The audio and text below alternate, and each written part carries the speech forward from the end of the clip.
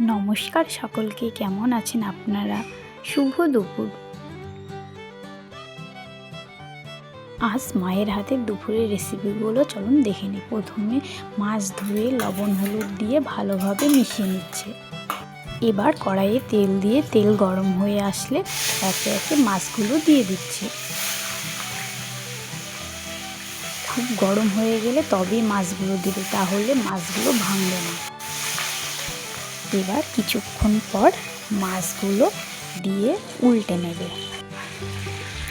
উল্টে নেওয়ার পর ভালো করে লাল লাল করে ভেজে নেবে। আমার শাশুড়ি মা বলে তেল অনেকটা গরম হয়ে আসলে মাছ দিতে হয়, তাহলে একটাও মাছ ভাঙে না। এবার মাছ ভাজা হয়ে এসেছে, লাল লাল হয়ে গেছে। এবার একে একে নামিয়ে নিচ্ছে। আবারও কিছু মাছ ভেজে নিচ্ছে। আমার শাশুড়ি মায়ের হাতের এমনভাবে কাতলা মাছের ঝোলটা খেতে বেশ ভালোই লাগে। আপনাদের কোন মাছ সবচেয়ে বেশি ভালো লাগে অবশ্যই কমেন্টে জানাবেন। আর এমনভাবে একদিন মাছ রান্না করে দেখবেন কেমন লাগে খেতে আপনাদের। এবার মাছগুলো অনেকটাই লাল লাল হয়ে গেছে।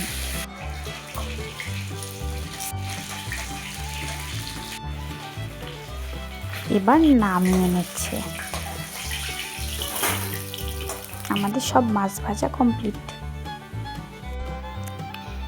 এবার তেল গরম হয়ে গেলে পাঁচফোড়ন, শুকনো লঙ্কা ও তেজপাতা দিয়ে দিল। এবার আলুগুলো দিয়ে দিল।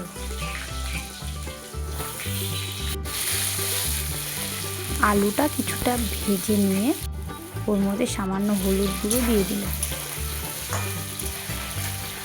আবারও কিছুটা ভাজা ভাজা করে টমেটো কুচিগুলো দিয়ে দিল। কিছুটা ভাজা ভাজা করে আদা, জিরে, লঙ্কা, পেঁয়াজ ও রসুন বাটাটা দিয়ে দিল। মশলাগুলো দিয়ে ভালোভাবে মিশিয়ে নিচ্ছে আলুর সাথে। কিছুটা ধনেপাতা দিয়ে দিল। আবারও ভালো করে কষিয়ে নিচ্ছে। মা বলে যত ভালো কষানো হবে তত খেতে টেস্টি হবে। এবার কষানো হয়ে এসেছে, এবার জল দিয়ে দিল। কিছুটা নেড়ে চেড়ে লবণ দিয়ে দিল ও সামান্য পরিমাণে হলুদ গুঁড়োও দিয়ে দিল। এবার গ্যাসটা আস্তে দিয়ে আলুগুলো সেদ্ধ হওয়ার জন্য রেখে দিল। কিছুক্ষণ ফুটে আসার পর আগে থেকে ভেজে রাখা মাছগুলো দিয়ে দিল। কিছুটা মিশিয়ে নিচ্ছে। এবার ফুটতে দেওয়ার জন্য রেখে দিল। এবার সামান্য পরিমাণে গরম মশলা গুঁড়ো দিয়ে দিল। এবার মাছের ঝোলটি হয়ে এসেছে, নামিয়ে নিচ্ছে। আমাদের তৈরি আলু দিয়ে কাতলা মাছের ঝোল।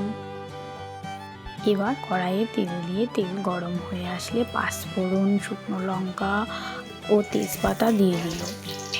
কিছুটা নেড়ে কাঁচা লঙ্কা ও পেঁয়াজ কুচিগুলো দিয়ে দিল। কিছুটা লাল লাল করে ভেজে নেবে।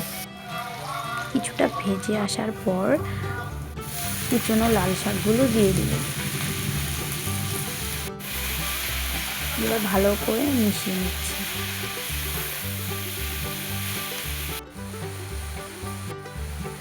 এবার কিছুটা পরিমাণে লবণ ও হলুদ গুঁড়ো দিয়ে দিল। এবার আবারও ভালো করে মিশিয়ে নিচ্ছে। এবার অনেকটাই অল্প হয়ে এসেছে। কিছুক্ষণ ভালোভাবে ভেজে নেওয়ার পর আমাদের শাক ভাজা অনেকটাই হয়ে এসেছে। এবার শুকনো শুকনো হয়ে গেছে। এবার নামিয়ে নিচ্ছে আমাদের তৈরি লাল শাক ভাজা। কড়াইয়ে তেল গরম করে সরষে, শুকনো লঙ্কা দিয়ে টমেটো কুচিগুলো দিয়ে দিল। কিছুক্ষণ নেড়ে চেড়ে সামান্য পরিমাণে লবণ ও হলুদ দিয়ে দিল। কিছুটা নেড়ে চেড়ে অনেকটাই সেদ্ধ হয়ে এসেছে। এখনকার টমেটোগুলো অতটা সেদ্ধ হয় না, তাও যতটা হয়েছে তারপর গুড় দিয়ে দিল।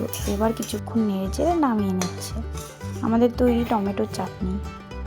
চলুন দেখি তাহলে মা কী রান্না করলো। লাল শাক ভাজা, চাটনি আর আলু দিয়ে মাছের ঝোল। মা আমাকে খেতেও দিয়ে দিয়েছে।